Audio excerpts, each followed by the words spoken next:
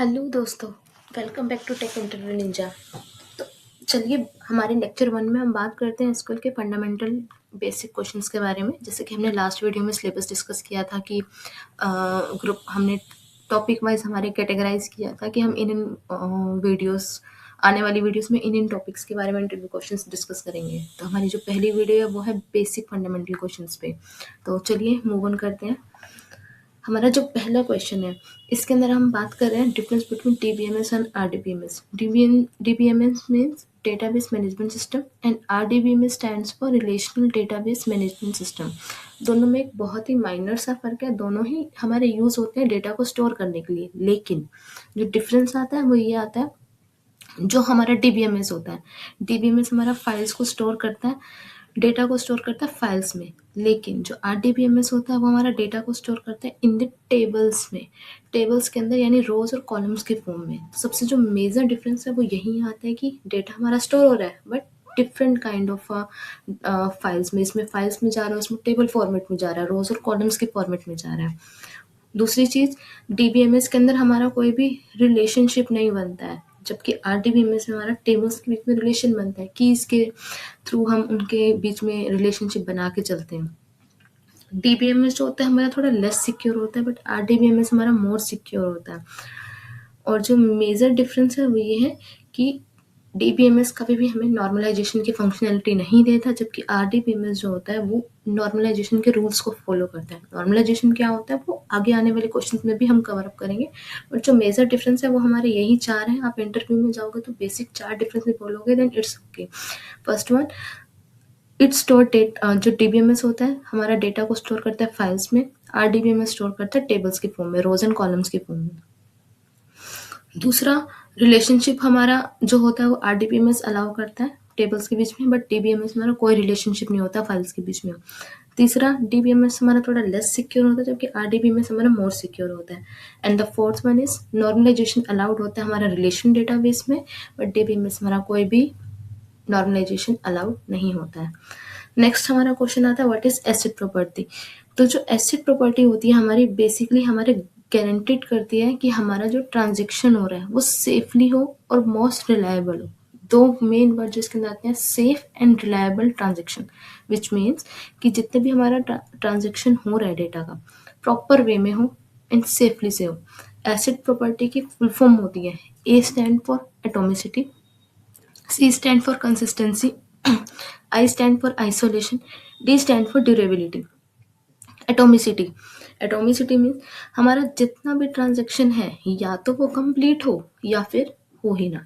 It means कि अगर हमारा ट्रांजेक्शन चल रहा है, अगर हमारा एक भी स्टेप फेल हुआ तो हमारी पूरी ट्रांजेक्शन रोल बैक हो जाएगी, कंप्लीट होगी ही नहीं, वो उसको वहीं से स्टॉप कर देगा। नेक्स्ट है C, C stand for consistency. It means जो भी हमारी ट्रांजेक्शन हो रही है वो हमेशा एक वैलिड डेटा के लिए ही हो, यानी कि उसमें कुछ रूल्स अप्लाई होंगे, कंस्ट्रेंट्स अप्लाई होंगे, रूल्स अप्लाई होंगे, डेटा टाइप्स अप्लाई होंगे। इन सबको फॉलो करने के बाद ही हमारी ट्रांजेक्शन होगी, यानी database must retain a valid state.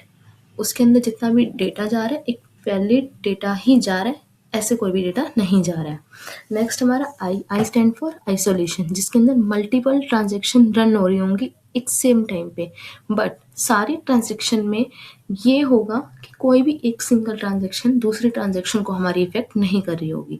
Means multiple transaction running but at the same time should not affect any another transaction.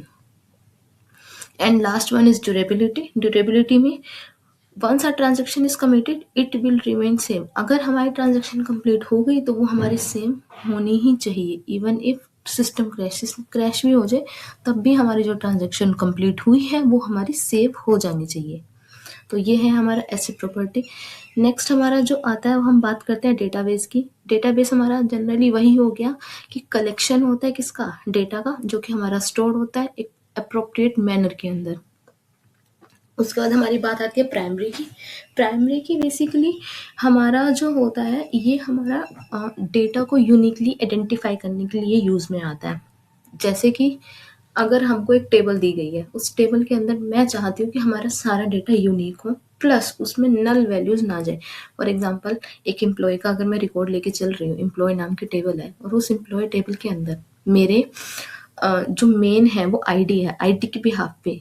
For example अगर हम एक स्कूल की भी बात कर रहे हैं, आप क्लासरूम की भी बात कर रहे हो, तो वहाँ पे कभी भी आपने देखा होगा हर स्टूडेंट की अपनी एक आईडी होती है, या आप रोल नंबर कह लीजिए सिंपल भाषा में। क्या कभी किसी स्टूडेंट का रोल नंबर डुप्लीकेट हो सकता है, या नल हो सकता है, ब्लैंक रोल नंबर हो सकता है? नहीं ना।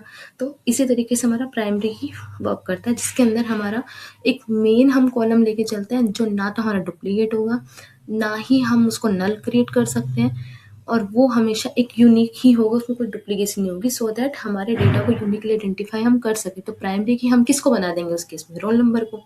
तो यहाँ पे वही चीज़ है, प्राइमरी की इज़ अ कॉलम, एक ऐसा कॉलम है that can be uniquely identified each record in a table, कि हम उसके पूरे डेटा को, पूरे रिकॉर्ड्स को हम यूनिकली आइडेंटिफाई कर पाएँ, तो हमारा प्राइमरी की का यूज़ होता है। नेक्स्ट है, can a table have multiple primary keys? No, एक टेबल के अंदर कभी भी मल्टीपल प्राइमरी कीज नहीं हो सकती। उस अगर हमने उस मल्टीपल प्राइमरी की बनाई तो उसका फिर सेंस ही नहीं बना कि हम यूनिकली आइडेंटिफाई कैसे करेंगे। तो ये चीज़ है कि कभी भी एक कॉलम को ही प्राइमरी की बनाना होता है, मल्टीपल कॉलम्स को अलाउड नहीं होता है। But it can be composite primary की, लेकिन अगर हमको बनाना है तो हम कंपोजिट प्राइमरी की का यूज़ कर सकते हैं, जिसके अंदर क्या होगा, मल्टीपल कॉलम्स होंगे, उनको कंबाइन करेंगे, देन हम उसको प्राइमरी की बनाएंगे। फॉर एग्जांपल नेम और रोल नंबर को मैंने मर्ज किया, कंपोजिट किया, देन उनका कॉम्बिनेशन बना के मैंने एक यूनिक प्राइमरी की बनाई है, तो उस केस में हमारा अलाउड है।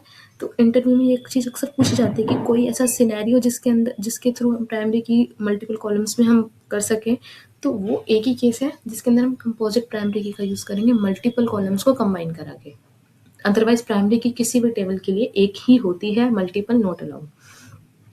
कंपोजिट, नेक्स्ट क्वेश्चन भी वही है, कंपोजिट प्राइमरी की होता क्या है? A primary key that is made up of two और more columns to uniquely identify each row. For example वही स्टूडेंट आईडी और कोर्स आईडी दोनों को कंबाइन कर दिया, या फिर रोल नंबर उसके नेम दोनों को कंबाइन करके एक यूनिक आइडेंटिटी हमने बना दी। नेक्स्ट है, can a primary key can be null? Again no, अगर वो नल हो गया, क्या स्टूडेंट का रोल नंबर कभी नल हो सकता है? नहीं ना, क्योंकि हम उसको फिर आइडेंटिफाई कैसे करेंगे? तो primary key can not be null. Next is a foreign key. Foreign key basically हमारा रेफरेंशियल इंटीग्रिटी को मेंटेन करने के लिए होता है, रिलेशनशिप बनाने के लिए होता है दो टेबल्स के बीच में। अब फॉरेन की एक इज अ कॉलम, वो कॉलम जो कि मेरा रेफरेंस देता है किसी दूसरी टेबल की प्राइमरी की को।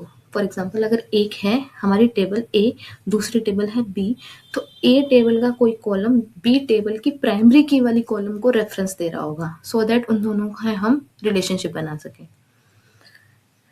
Can a foreign key can be null? Yes, foreign key can be null if a relationship is optional, कि अगर हमारा रिलेशनशिप ऑप्शनल है, कि हो भी सकता है नहीं भी हो सकता, foreign key can be null in that case. Can a foreign key reference a non primary key column? क्या फॉरेन की कभी नॉन प्राइमरी की उसको करता है? यस। क्यों? क्योंकि फॉरेन की हमारा नल भी हो सकता है, तो फॉरेन की हमारे नॉन प्राइमरी की वाले कॉलम से भी रेफरेंस बना सकता है, और वो किस सिनेरियो में होता है? यूनिक कंस्ट्रेंट के केस में। क्यों? क्योंकि यूनिक कंस्ट्रेंट के केस में भी डुप्लीकेसी हमारी नहीं चलती है, बट वहाँ पे हमारी नल की कंडीशन अलाउड हो जाती है।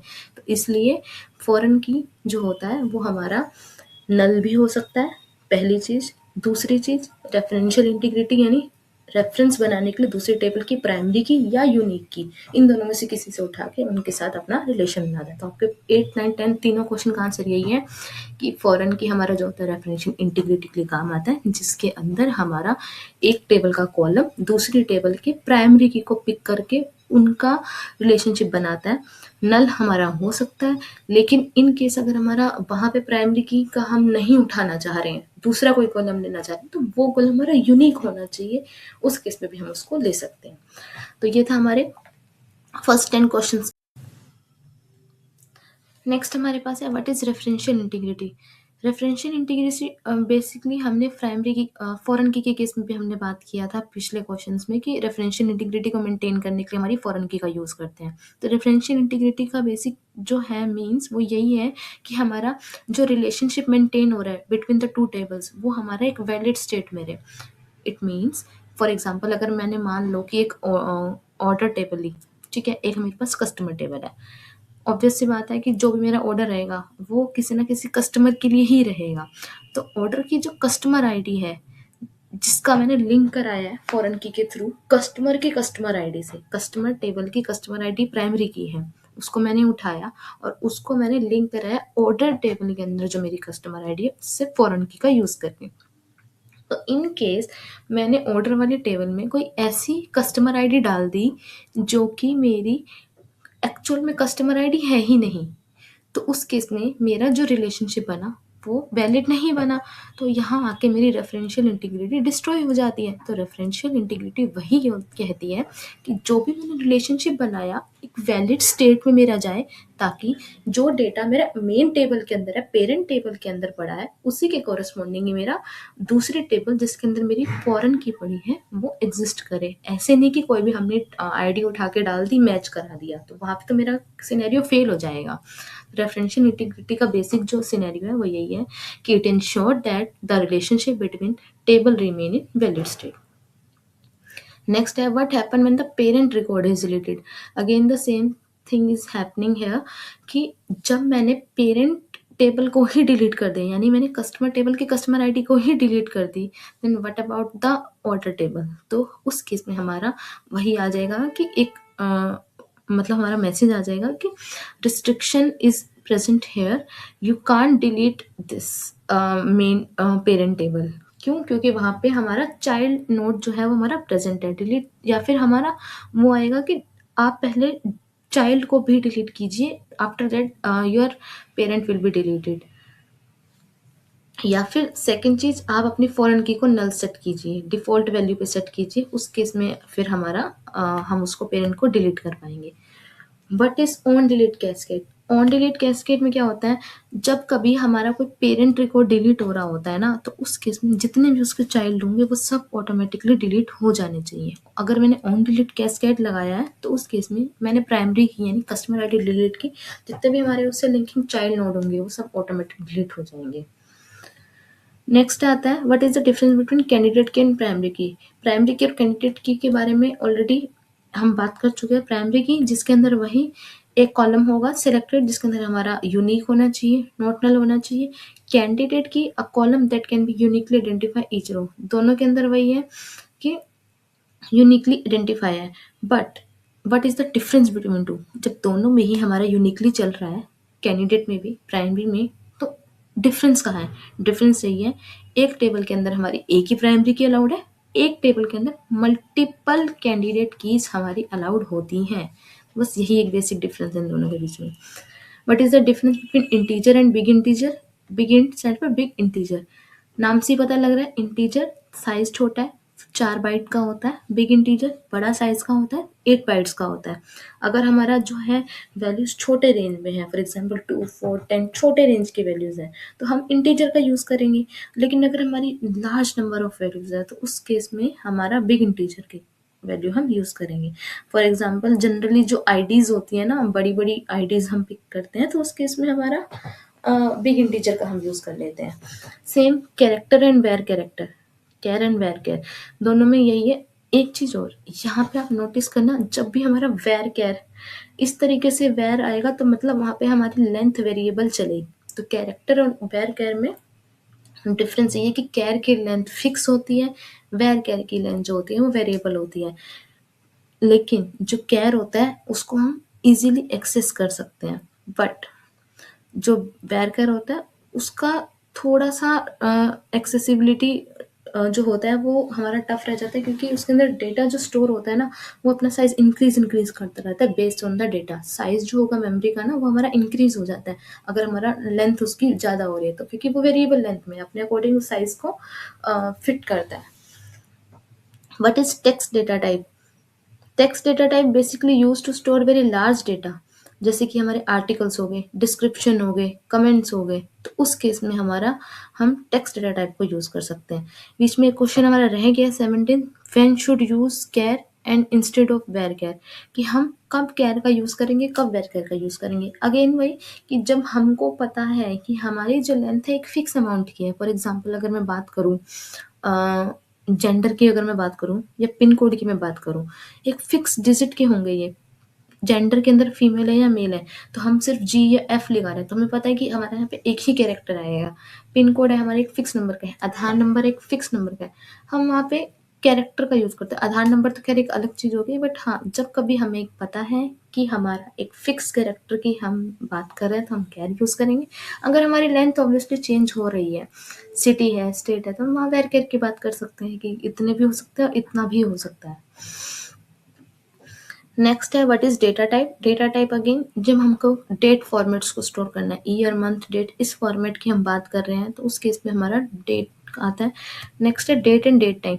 डेट के साथ अगर मुझे टाइम भी चाहिए तो वहाँ मेरा डेट टाइम की बात आ जाएगी, अदरवाइज हम डेट का यूज़ कर सकते हैं अगर हमें सिर्फ डेट की यूज़ करनी है। ऑब्वियस सी बात है, अगर साइज़ की बात करें तो डेट वाले का साइज स्मॉल होता है, लेस स्टोरेज होता है, जबकि डेट टाइम जो होता है हमारा मोर स्टोरेज कंजप्शन करता है।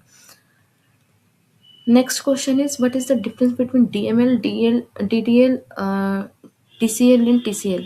इन चारों के आगे सिलेबस में जैसे आपने देखा भी होगा, इनके सब बहुत सारे टॉपिक्स होते हैं जिनको हम इंटरव्यू क्वेश्चन नेक्स्ट वीडियोस में लेके आएंगे, बट अभी के लिए इनका बेसिक एक छोटा सा डिफरेंस हम देख लेते हैं कि एक्चुअल में इनका डिफरेंस होता क्या है। सबसे पहला आता है DDL। DDL stand for data definition language. Data definition language नाम से पता चल रहा है कि डेटा का जो स्ट्रक्चर बनने वाला है ना, उस पे बात होने वाली है, यानी कि टेबल का क्रिएशन, डेटाबेस का क्रिएशन, ऑल्टर, ड्रॉप, ट्रंकेट, ये सब चीज़ें।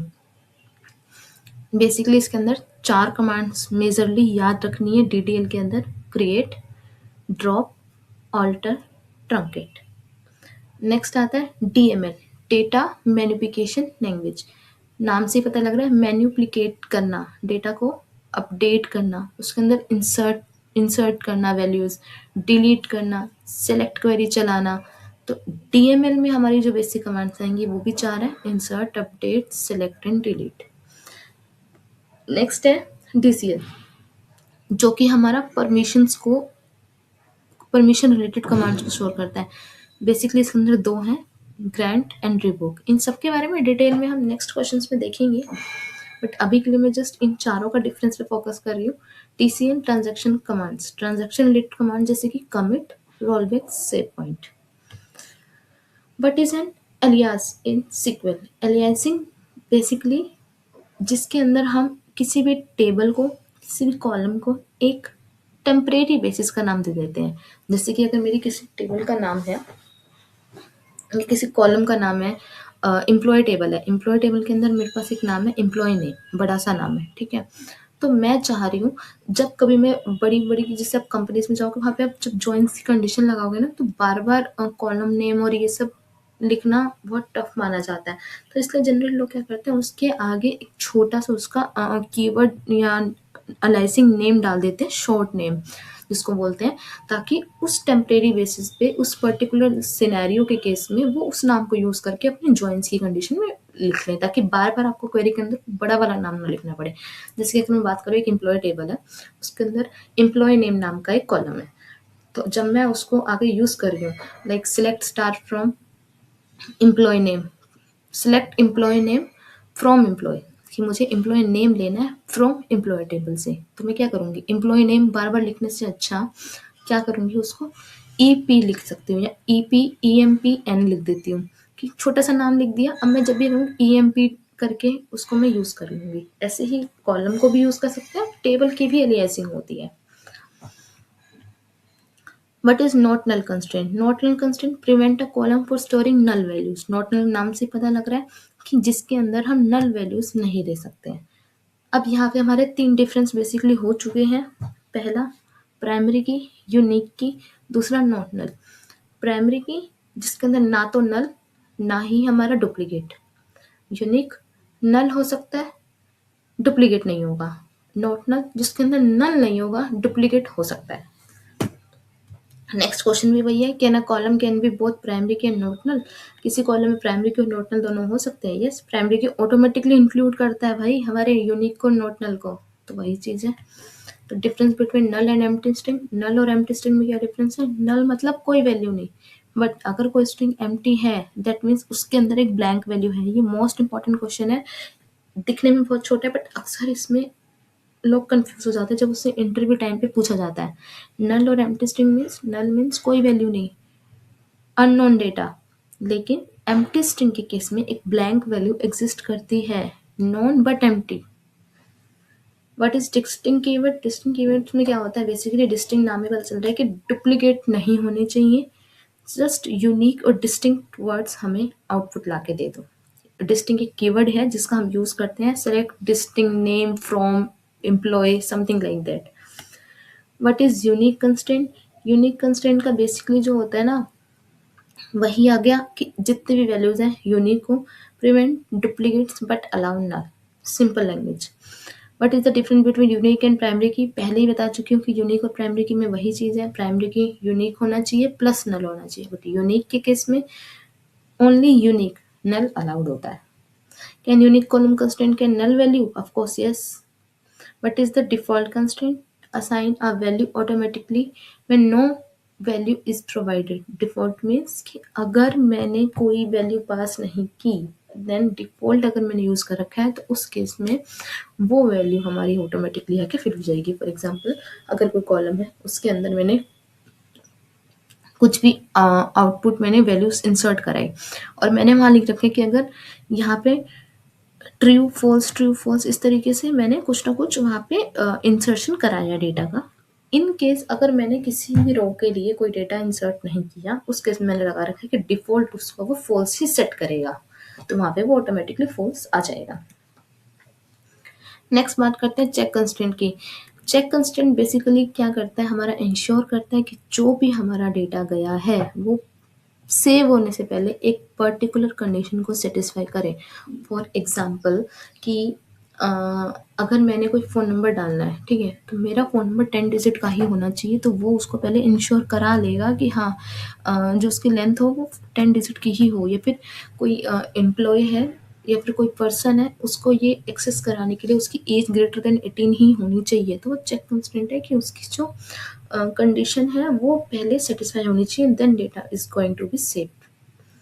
Why it is used? Next है why check is used to ensure business rule at the database level। वही है कि जो भी हमारे database level पे accurate data जाए, सैलरी ग्रेटर देन 0 ही जानी चाहिए, 0 सैलरी किसी की नहीं जानी चाहिए, एज 100 से ज़्यादा जानी चाहिए, मार्क्स कभी भी 100 से ज़्यादा नहीं होने चाहिए। तो इस तरीके से हमारी जो है एक एक्यूरेसी बनाने के लिए ही हम इसका यूज़ करते हैं। Can check content multiple column?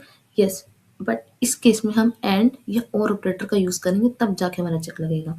Like age greater than equal to 18 and age less than equal to 60। या मार्क्स की अगर मैं बात करूँ, कोई भी अगर हम कोई एचआर है वो हायरिंग कर रही है, तो उसकी जो एज होनी चाहिए वो 18 प्लस होनी चाहिए, प्लस उसके जो मार्क्स आए हैं वो मार्क्स हमारे 65% से अबव ही होने चाहिए। तो दोनों ही हमारी कंडीशन फुलफिल होंगे तभी उसका रिज्यूम शॉर्टलिस्ट होगा। तो उसके इसमें हम एंड कंडीशन लगा के फिर चेक लगाएंगे। नेक्स्ट आता है difference between check and not null. Prevent null, not null हमारा क्या करेगा? नल नहीं आने देगा। Plus only presence check, check करेगा कि डेटा होना ही चाहिए। तो चेक क्या करेगा?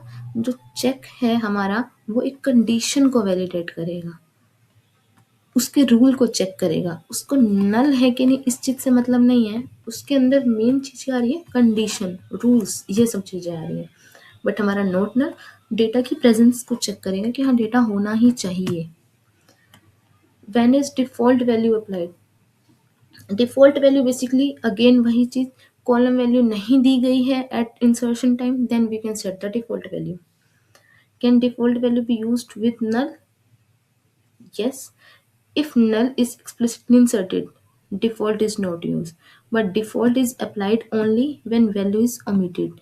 That means कि अगर मेरा वैल्यू वहाँ पे नल है, नल वैल्यू मेरा वहाँ पे गया है, तब हम डिफॉल्ट का यूज़ नहीं कर सकते। बट डिफॉल्ट का हम अप्लाई कब करेंगे? जब हमारी वैल्यू ओमिट हो जाएगी, उस केस में हमारा जो है डिफॉल्ट हमारा नल के साथ यूज़ होगा। कैन अ टेबल है multiple constraint on one column? क्या किसी टेबल में मल्टीपल कंस्ट्रेंट हो सकते हैं किसी एक कॉलम के लिए? यस। जो हमारा एक कॉलम है उसके अंदर मेरा प्राइमरी की है, चेक भी हम उसमें लगा सकते हैं, डिफॉल्ट भी हम उसमें लगा सकते हैं, नॉट नल भी लगा सकते हैं, क्योंकि अगर कोई प्राइमरी की लगी है पहले पता नॉट नल ऑटोमेटिक होगा ही होगा, बट स्टिल नॉट नल का कंस्ट्रेंट मैं उसमें लगा सकती हूँ। चेक तो मेरा लग भी सकता है, डिफॉल्ट भी मैं उसमें लगा सकती हूँ। नेक्स्ट आता है can a constraint be added after table creation? क्या अगर मैंने टेबल क्रिएट कर दी उसके बाद मैं उसमें मॉडिफिकेशन करके कोई भी कंस्ट्रेंट ऐड कर सकती हूँ? यस। ऑल्टर टेबल की कमांड मैंने ऊपर बताया था ना, डीडीएल में ऑल्टर टेबल की कमांड होती है, तो ऑल्टर टेबल का यूज करके ये पॉसिबल है। नेक्स्ट क्वेश्चन जो है मेरा वो है, what happen if constraint is violated? अगर हमारा कंस्ट्रेंट डिस्ट्रॉय हो गया, वायलेट हो गया, तो उस केस में क्या होगा? उस केस में कोई ना कोई एरर आएगी, डेटाबेस रिजेक्ट कर देगा हमारे ऑपरेशन को और एक एरर दे देगा, data is not saved. Difference between column level and table level constraint? Table level और कॉलम लेवल कंस्ट्रेंट्स क्या होते हैं? कॉलम लेवल कंस्ट्रेंट जो होते हैं ना, वो हमारे अप्लाई होंगे एक सिंगल कॉलम पे, ठीक है, जो कि हमारे कॉलम पे डिफाइंड होंगे। टेबल लेवल कंस्ट्रेंट जो होंगे ना, वो हमारे मल्टीपल कॉलम्स पे होते हैं, एक टेबल लेवल पे होते हैं। जैसे कि हमारी कंपोजिट की होगी, कंपोजिट की केस में यही तो हो रहा था कि मल्टीपल कॉलम थे, उनको कंबाइन करा के फिर हमने कंस्ट्रेंट लगाया था। दो तरीके के हैं, सिंगल कॉलम एक पर्टिकुलर कॉलम के लिए डिफाइंड है कॉलम लेवल पे, और अगर मल्टीपल कॉलम को भी करें तो हमारा टेबल लेवल पे चला जाता है। तो ये थे हमारे बेसिक फंडामेंटल के 40 क्वेश्चन का सेट। इसके अलावा जो प्रैक्टिस सेट होंगे, आपको डिस्क्रिप्शन बॉक्स में एक पीडीएफ दिख रही होगी, उस पीडीएफ में आपको इन सब के सॉल्यूशन प्लस एक प्रैक्टिस सेट के लिए कुछ सिनेरियो बेस्ड क्वेश्चन दिए गए होंगे, आप उनको प्रैक्टिस कीजिए। जिसको जिसमें भी डाउट हो रहा हो आप मुझसे शेयर कर सकते हैं, कमेंट में आपको उनके आंसर डेफिनेटली जितनी ज़्यादा हो सके मिल जाएंगे। तो चलिए मिलते हैं तब तक नेक्स्ट वीडियो के अंदर। तब तक के लिए keep learning and don't forget to subscribe and like my channel. Thank you so much.